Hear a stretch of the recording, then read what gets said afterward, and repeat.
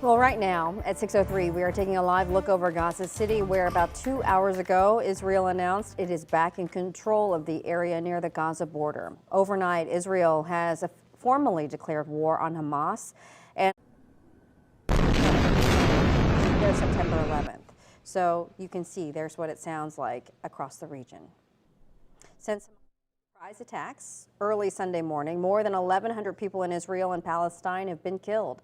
At least 4 of them are Americans. And any moment now, we know the U.S. military will move ships and aircrafts closer to Israel as a sign of solidarity. So here in America, we know that synagogues and mosques are on high alert, with many cities ramping up police presence outside. Mercedes McKay is joining us with reaction from Islamic and Jewish advocacy groups right here in the bi-state. Good morning, Mercedes. Good morning, Michelle. Obviously, there are a lot of high emotions on both sides of this conflict right now. Here in St. Louis, Islamic and Jewish advocacy groups are helping organize aid efforts. This morning, both sides are calling on Congress and leaders in the Middle East to find a path to peace and stop the bloodshed.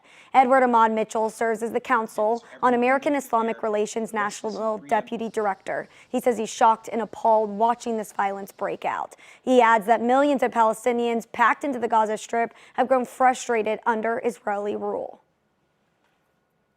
These people have nowhere to go. Normally, refugees obviously be able to flee, but they can't flee. They're under a blockade, so they're trapped with nowhere to go. So we've already seen the violence in Palestine and Israel, and it looks like it's going to keep on escalating unless our government steps in and says, enough is enough.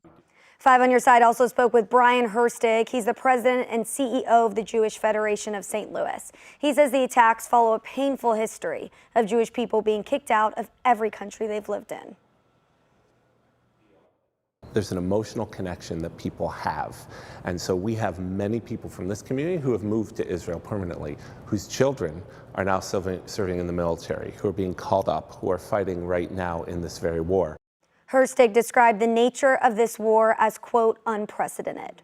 Now, Mercedes, besides the local groups speaking out, what are they doing here to help those overseas? Yeah, Rennie. So the Federation of St. Louis, the Jewish Federation of St. Louis, they're actually helping and working with their partners in Israel to make sure that homes and offices and schools are all bulletproof. You know, the sad reality of this situation, kind of heartbreaking to hear about that. They're also working, though, with people who are in the middle of this, victims that are experiencing all this trauma, just to make sure mental health resources, that they have everything they can. And I know that we also have more on our website about, you know, how you can help people over there. It's a scary situation that's affecting us even miles away at home. Oh, yeah, absolutely. All right, thanks, Mercedes. This morning, Missouri's representatives voicing their support as well, but they are going at it in very different pathways to peace. In his statement, Democratic Congresswoman Cori Bush said, "We must do our part to stop this violence and trauma by ending U.S. government support for Israeli military occupation and apartheid."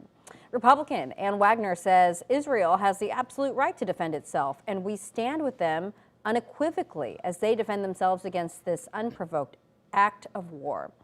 As we learn more about the conflict, we will update you on air, online at ksdk.com, and on the 5 on Your Side app. It is free to download on your phone's app store.